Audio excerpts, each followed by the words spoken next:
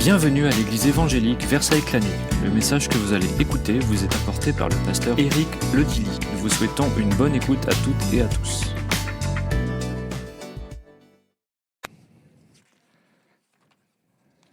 Dieu est bon? Amen. Ce matin, j'aimerais que... Vous m'entendez? Non. Ah.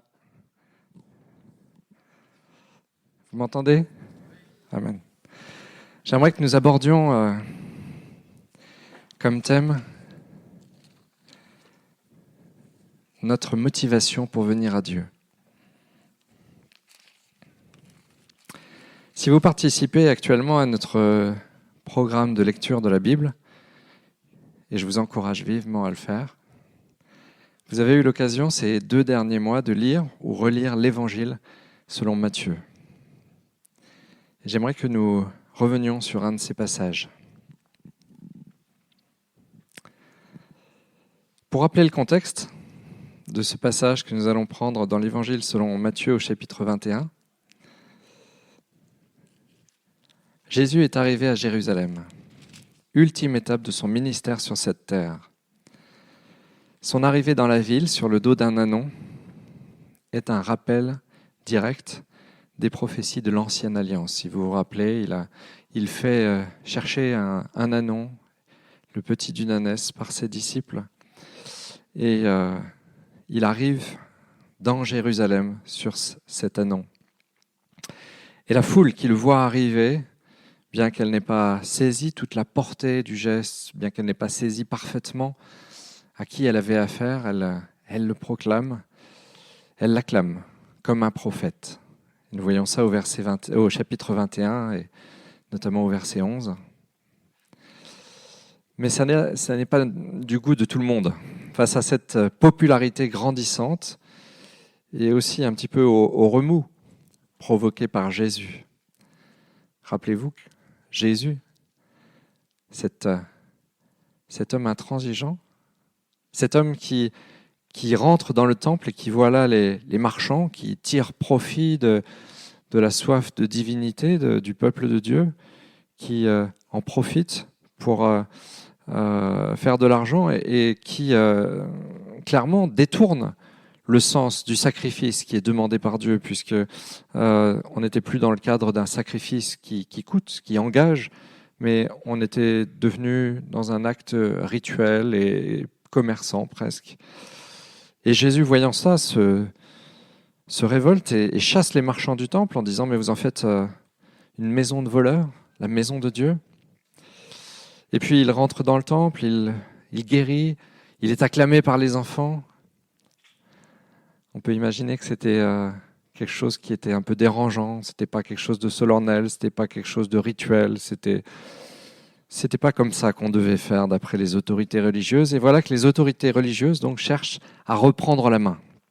Le parti religieux des pharisiens et les principaux religieux en particulier interpellent Jésus, espérant lui faire un faux pas pour qu'il perde en popularité. Ils vont venir lui poser des questions, essayer de lui tendre des pièges pour qu'il fasse des déclarations qui ne seraient soit pas populaires, soit pas légales, pour que soit il soit discrédité auprès du peuple, soit il soit mis en porte-à-faux avec l'autorité romaine qui pourrait à ce moment-là sévir. En retour, Jésus va délivrer un certain nombre d'enseignements imagés, destinés à évoquer notre position face à l'appel de Dieu sur notre vie. Et c'est dans ce contexte que vient prendre la place la parabole que je vous invite à lire, donc précisément au chapitre 22. Évangile selon Matthieu, chapitre 22, et à partir du verset 1er.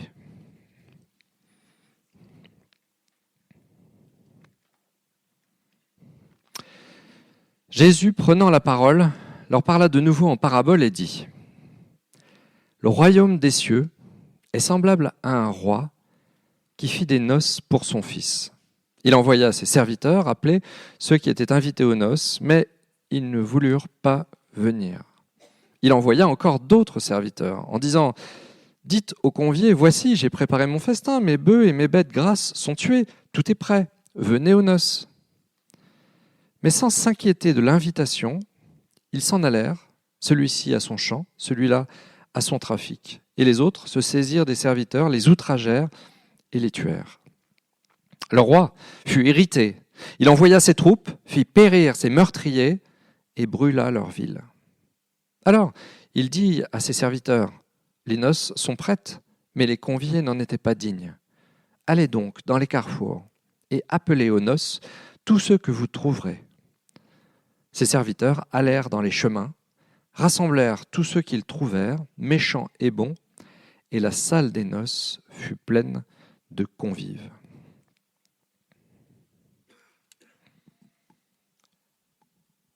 Il y a une chose tout à fait certaine, c'est que Dieu nous appelle à venir à lui.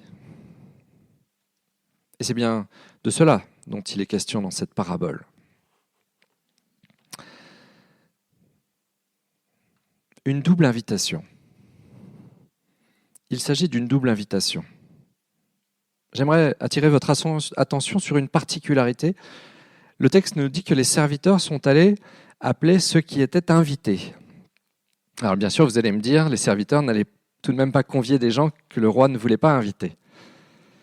Mais ce qu'il faut savoir, c'est que la tradition de l'époque voulait que l'on donne une double invitation à ses invités. C'est pour ça que le sens du texte est important quand il dit qu'il a envoyé ses serviteurs appeler ceux qui étaient invités aux noces.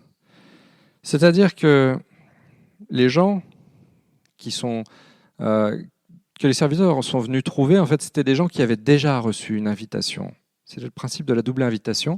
Ils avaient reçu une invitation, ils avaient confirmé leur présence, ils avaient confirmé qu'ils acceptaient cette invitation. Et quand les serviteurs viennent les trouver, il s'agit d'une deuxième invitation. La deuxième invitation, qui est l'invitation finale, et là, normalement, puisqu'ils ont confirmé, ils viennent. Ils se sont engagés, en quelque sorte, à répondre à l'invitation finale. Mais voilà que cette deuxième invitation arrive et les invités ne viennent pas. Ce n'est pas qu'ils n'étaient pas au courant, mais c'est un choix qu'ils opèrent de ne pas répondre à l'invitation du roi. Leurs motifs ? Quels sont leurs motifs ? Les occupations, le travail. Comment ? Ah, ça, c'est pas ce qu'ils disent. Ce qu'ils disent, c'est le travail, leurs occupations. Ils ont autre chose à faire. Ils ont d'autres choses plus importantes. Du commerce, du travail.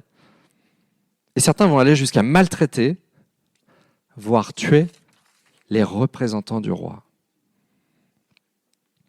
Dans l'histoire imagée que Jésus raconte à ses auditeurs, le roi subit un véritable camouflet, une insulte à son autorité.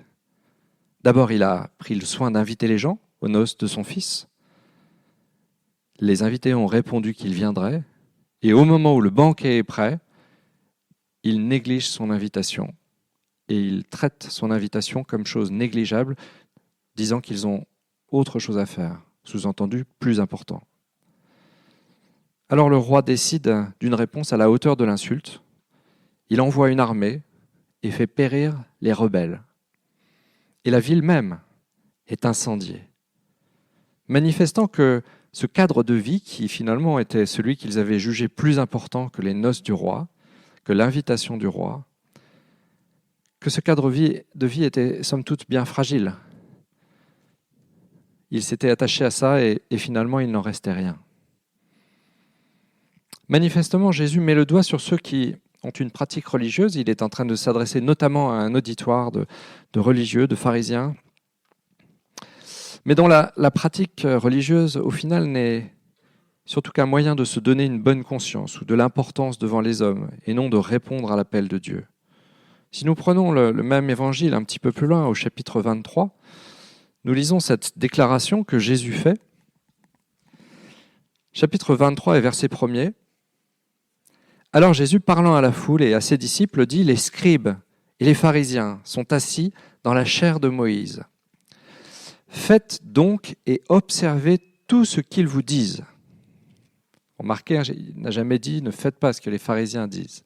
Faites tout ce que les pharisiens vous disent. Mais n'agissez pas selon leurs œuvres, car ils disent et ne font pas. Ils lient des fardeaux pesants et les mettent sur les épaules des hommes, mais ils ne veulent pas les remuer du doigt. Ils font toutes leurs actions pour être vus des hommes. Ainsi, ils portent de larges phylactères et ils ont de longues franges à leurs vêtements. Ils aiment la première place dans les festins et les premiers sièges dans les synagogues. Ils aiment à être salués dans les places publiques et à être appelés par les hommes « Rabbi, Rabbi ». Mais ne vous faites pas appeler Rabbi, car un seul est votre maître, et vous êtes tous frères.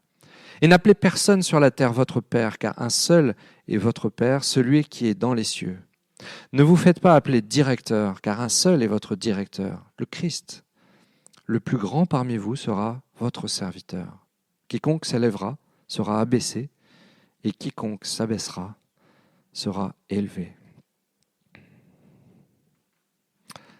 Voilà comment il qualifie le comportement de son auditoire qu'il est en train de viser, son auditoire qui a une pratique religieuse, et il ne condamne pas le fait d'avoir une pratique religieuse. Il est juste en train de souligner que finalement il y a une grande hypocrisie dans cette pratique religieuse, qu'il n'y a pas la sincérité de répondre à l'appel de Dieu, mais plutôt l'envie de répondre à l'appel des hommes. Et au-delà bien sûr des pharisiens, de son auditoire direct, c'est tous que Dieu veut interpeller. Parce que nous ne sommes pas appelés par Dieu à avoir une religion. Amen. Dieu ne s'intéresse pas à la religion, au rite. Vous savez que Dieu ne souhaite pas remplir des salles le dimanche matin. Alors, il n'a pas de problème avec le fait que nous nous réunissions le dimanche matin. Amen. Gloire à Dieu. Mais ce n'est pas le but. Il y a une raison pour laquelle nous nous réunissons le dimanche matin. Il y a une invitation à répondre à Dieu. Une invitation de Dieu à laquelle nous voulons répondre. Il y a un véritable appel. La véritable réponse, c'est la réponse que nous donnons à Dieu à travers nos vies. Peu avant cette parabole, Jésus en a donné une autre, celle de deux fils qui sont appelés par leur père à travailler pour lui. Dans le chapitre précédent, au chapitre 21, nous lisons ceci au verset 28. Jésus donne cette autre parabole donc. « Que vous ensemble, un homme avait deux fils. Et s'adressant au premier, il dit « Mon enfant, va travailler aujourd'hui dans ma vigne. » Il répondit « Je ne veux pas. » Ensuite, il se repentit et il alla. S'adressant à l'autre, il dit la même chose. Et son fils répondit « Je veux bien, Seigneur. » Et il n'alla pas.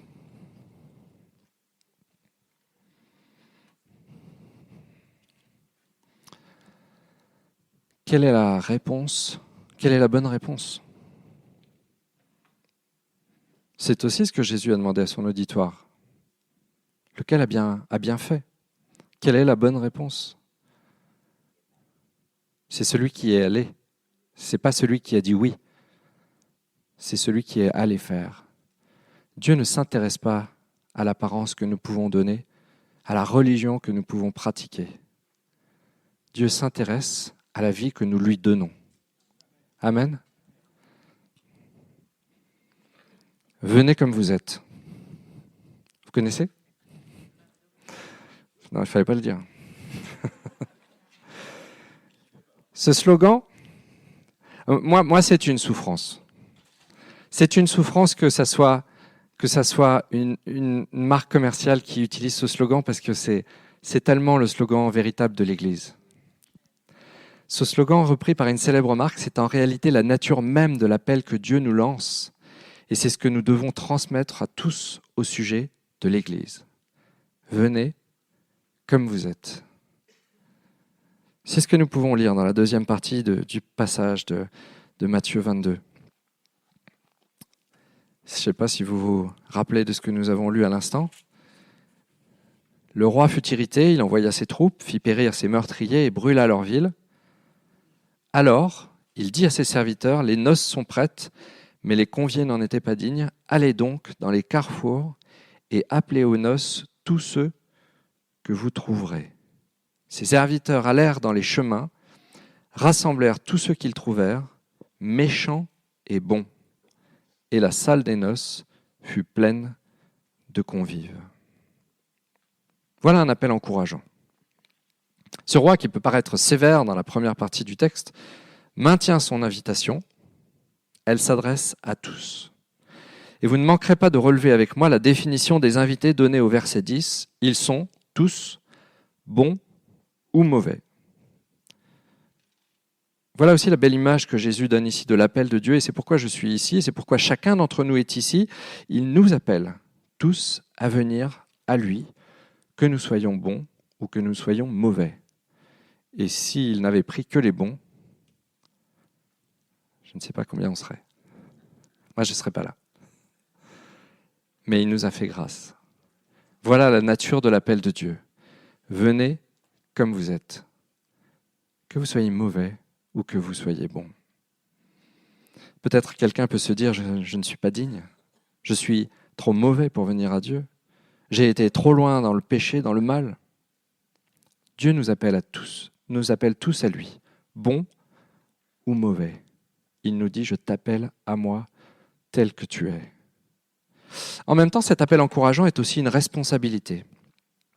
En posant cela devant ses auditeurs, Jésus est aussi en train de répondre à ceux qui lui reprochent de fréquenter les mauvaises personnes et qui se croient dignes de l'appel de Dieu. Et voici ce que Jésus leur retourne. L'appel de Dieu ne s'adresse pas à nous parce que nous en serions dignes plus que les autres. Il s'adresse à nous et à tous les autres. Il est un rappel, l'appel de Dieu, parce qu'il nous appelle. Il est un rappel que j'ai de la valeur aux yeux de Dieu, que tu as de la valeur aux yeux de Dieu, mon frère, ma sœur. Tellement de valeur qu'au point que Jésus est mort sur la croix pour toi. Dieu a donné ce qu'il avait de plus précieux pour toi, personnellement. Tu as de la valeur et tu es appelé par Dieu. Mais tous ceux qui m'entourent aussi ont de la valeur aux yeux de Dieu.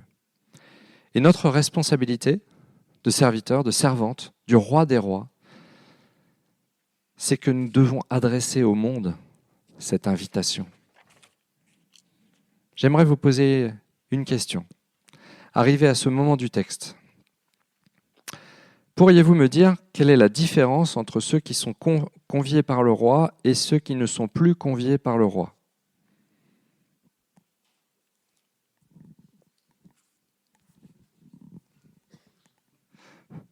C'est ça.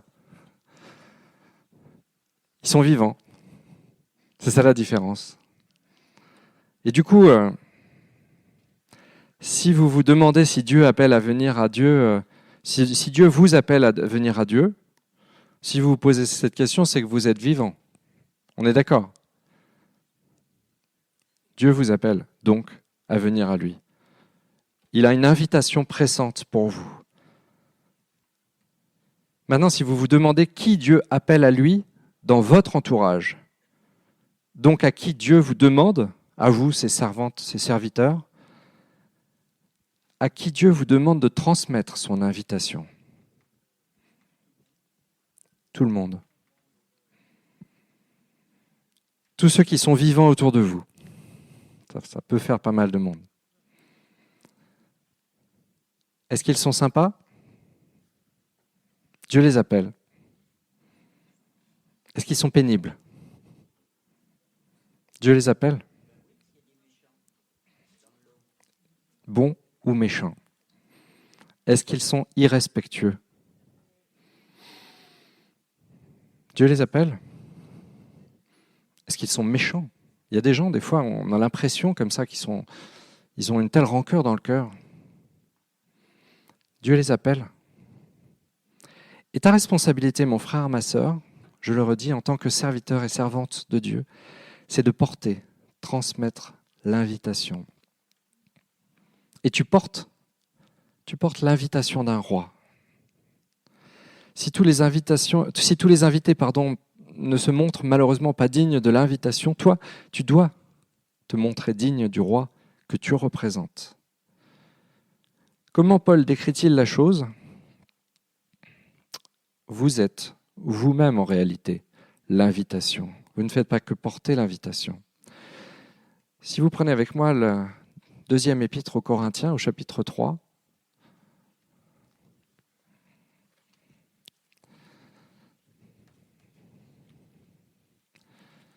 Voici comment Paul décrit les choses.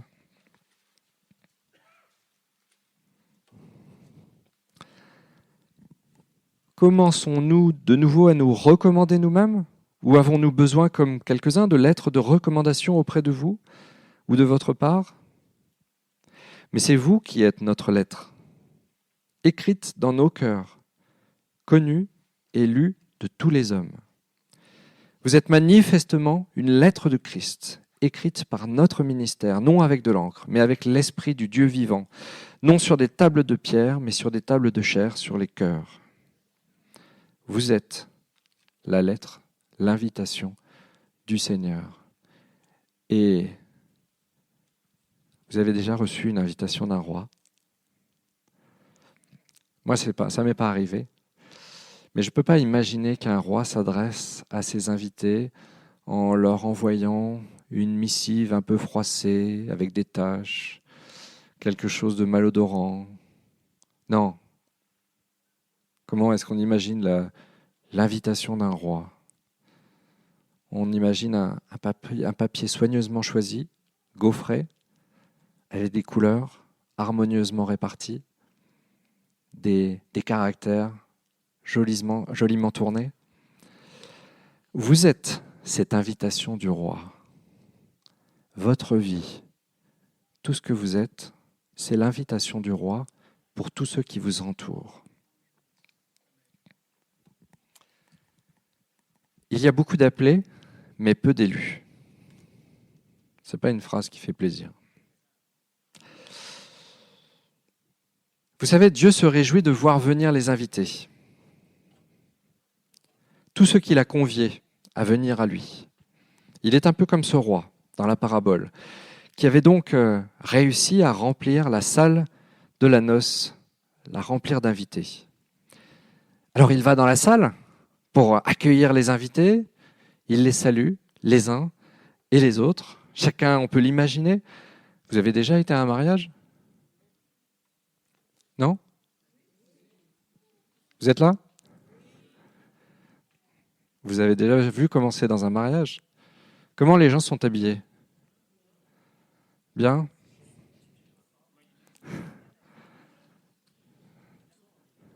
Même moi, j'aurais mis une cravate. Ils sont en costard, les hommes sont en costard, les dames ont sorti les belles robes. Ils se sont apprêtés, pomponnés. Ils sont beaux. Chacun s'est apprêté car on ne va pas à un mariage en vêtements troués et sales. Enfin, en général. Ou alors, c'est comme si on avait un message à faire passer à celui qui nous avait invités. Voilà comment je te considère. Aujourd'hui, tu m'as invité, je suis venu sale. Non, en général, on s'habille bien, on se pomponne, on fait honneur à celui qui nous a invités. Mais dans la suite du texte que nous lisons, dans Matthieu 22, il nous est dit ceci au verset 11. Le roi entra pour voir ceux qui étaient à table, et il aperçut là un homme qui n'avait pas revêtu un habit de noces. Il lui dit, « Mon ami, comment es-tu entré ici sans avoir un habit de noces ?» Cet homme eut la bouche fermée. Alors le roi dit au serviteur, « Liez-lui les pieds et les mains et jetez-le dehors dans les ténèbres du dehors, où il y aura des pleurs et des grincements de dents. Car il y a beaucoup d'appelés, mais peu d'élus. » Quand on lit le texte original, on comprend que le terme qui est utilisé par élu, choisi, n'est pas un terme qui signifie qu'il y a une restriction sur ceux qui sont invités. Au contraire, elle dit bien il y a beaucoup d'appelés. Et ce que le Seigneur désire, c'est que beaucoup répondent à son invitation, le maximum, le plus possible. Il nous est dit dans la parole de Dieu qu'il tarde à rendre le dernier moment, le dernier jugement, parce qu'il veut que le maximum puisse être sauvé. C'est la volonté du Père, c'est la volonté de Dieu. Mais il ne nous forcera pas à revêtir un habit de noces quand nous venons. Comment mettons-nous en ordre la vie dont nous nous revêtons pour répondre à l'appel de Dieu. Cet homme, cité par Jésus, était rentré à l'invitation, effectivement. Mais il n'avait fait que peu de cas, en vérité, du statut et de l'invitation du roi. Bon, il était invité, d'accord, mais il était là juste par politesse peut-être. Et puis, peut-être pour profiter des petits fours. Savez-vous qu'il y a des gens aujourd'hui qui s'invitent au mariage sans être invités, juste pour profiter de ce qu'on y mange ? On en a fait un film humoristique, mais jusque-là, j'aurais pu penser que c'était juste une blague. Jusqu'à ce qu'on m'invite à un mariage en Bretagne, dans la famille. Et puis, en écoutant les mariés discuter après le mariage, ils échangeaient sur une personne et ils essayaient de savoir qui l'avait invité. Ils ont fini par comprendre, quand on leur a expliqué que oui, en fait, c'est quelqu'un du village et il vient manger à tous les mariages, en fait. Ouais. Bon. En général, il vaut mieux dans ce cas-là qu'on le découvre qu'après le mariage. Sinon, ça peut mal se passer. Parce que comment croyez-vous que les autres réagissent quand ils trouvent un tel personnage ? Dieu ne nous a pas juste invités à manger des petits fours. Dieu nous a lancé une invitation pour toute notre vie. Dieu nous a lancé une invitation à transformer notre vie. Il nous a dit, venez comme vous êtes. Vous n'êtes pas parfait, vous êtes sale, vos habits sont troués, vous êtes dans un état déplorable. C'est possible, mais je vous aime et je vous appelle tel que vous êtes. Mais il nous a appelés à une transformation de vie.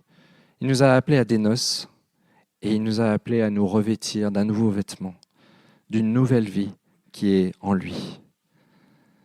Comment allons-nous devant Dieu ? Ce que nous lui présentons révèle la motivation que nous avons, la considération que nous avons pour lui. Est-ce que nous le laissons transformer notre vie, en faire une chose belle, comme lui seul sait le faire ? Ou est-ce que nous optons pour le service minimum, manifestant que pour nous, Dieu est un Dieu minimum ? Car la réponse que Dieu attend, c'est la façon dont nous conduisons nos vies. Pour conclure, j'aimerais vous dire ceci, à travers le passage que nous parcourons, que nous avons parcouru ce matin, Dieu nous lance une interpellation claire sur notre motivation à venir à lui et souligne que cette motivation est proportionnelle à ce que nous réalisons qu'il est. Nous n'avons pas un Dieu au rabais. Nous avons un Dieu infini, un Dieu merveilleux, un Dieu, lui, qui est digne réellement de tous les honneurs. Car si les invités dans la parabole n'étaient pas dignes, lui est digne, le roi des rois qui nous invite. Lui est digne de tout honneur, de toute reconnaissance. Que faisons-nous de notre vie ? De la vie dont il est l'auteur, qu'il nous a confiée. Il nous a manifesté suffisamment de confiance pour nous confier notre vie. Parce qu'en réalité, ce que nous faisons de notre vie, c'est ce que nous faisons de ce que lui nous a confié. Il nous a manifesté suffisamment de confiance ensuite encore pour mourir à la croix pour nous. Et nous, quelle confiance, quelle considération est-ce que nous lui montrons ? La réponse que Dieu attend de nous, ce n'est pas juste un petit retour sur l'argent qu'il nous confie. Ce n'est pas juste notre dimanche matin ou quelques occasions. Ce qu'il a donné Jésus à la croix, c'est toute sa vie. Ce qu'il attend de nous, notre Dieu, ce sont des vies consacrées, une relation véritable avec lui, renouvelée parce que la routine nous attend au détour de chaque chemin et on a besoin de se reconsacrer, on a besoin de revenir à lui. Ce que Dieu attend, c'est la relation d'un enfant qui répond par amour à l'amour de son Père. Amen. Je vous invite à prier. Peut-être on peut prendre un instant devant notre Dieu, réfléchir à ce qu'est notre vie et à ce que nous faisons. Nous placer devant Dieu et simplement réfléchir. Seigneur, dans ma vie, qu'est-ce qui t'honore ? Qu'est-ce qui ne t'honore pas ? Qu'est-ce que tu désirerais transformer ? Parce que toi, tu sais ce qui doit être transformé. Seigneur, nous nous tenons tous ensemble devant toi. Seigneur, nous avons envie de te manifester l'amour. L'amour par lequel tu nous as appelés, l'amour que tu nous as démontré, Seigneur. Nous voulons répondre à cet amour. Nous voulons manifester que tu es digne, parce que combien tu es digne, bien au-delà de ce que nos propres mots pourraient manifester.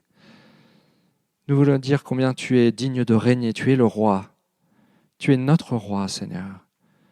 Comme dans la prière que tu as enseignée à tes disciples, nous voulons dire que ton règne vienne sur la terre, dans notre vie. Parce que le premier endroit sur la terre où tu dois régner, c'est notre vie. C'est par là que tout commence. Et rien ne peut changer si nous ne te laissons pas régner déjà dans nos vies. Seigneur, nous nous plaçons devant toi. Ouvre nos yeux, éclaire-nous. Viens régner en nous, Seigneur. Transforme-nous. Dans le nom de Jésus. Peut-être quelqu'un, pendant que nous avons les yeux fermés, pendant que nous sommes dans la prière, peut-être quelqu'un souhaite dire au Seigneur, « Seigneur, je veux me reconsacrer. » Si c'est ton cas, simplement tu peux te lever à ta place et dire, « Seigneur, c'est vrai qu'il y a des choses à changer, c'est vrai que j'ai besoin de revenir, c'est vrai, j'ai besoin de me reconsacrer, Seigneur, je veux me reconsacrer à toi. » Si c'est ton cas, simplement tu peux te lever à ta place pendant que tous nous avons les yeux fermés et que nous sommes devant le Seigneur. Il n'y a que le Seigneur qui est intéressé à savoir qui se lève et qui veut se placer devant le Seigneur. Le Seigneur te voit et se réjouit de voir ça. Il veut travailler avec toi. Il veut transformer ta vie. Il en a le pouvoir. Tout ce qui n'est pas bon dans ta vie, il peut travailler à ça. Il peut changer les choses. Il peut délivrer parce qu'il est le Dieu qui est tout-puissant. S'il y a encore une personne qui souhaite se lever, c'est simplement le Seigneur qui regarde.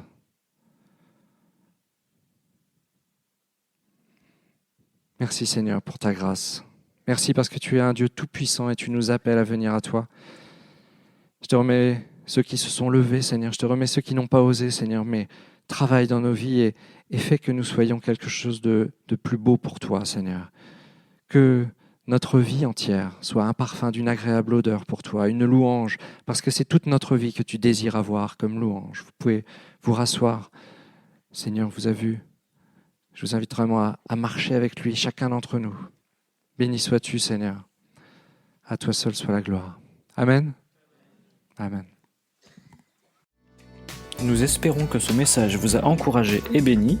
Vous pouvez nous suivre sur notre site internet www.egliseversailleclany.com, sur notre page Facebook ou encore sur notre compte Instagram. Si vous appréciez nos messages, merci de les partager ou alors de nous laisser un commentaire sur iTunes ou SoundCloud.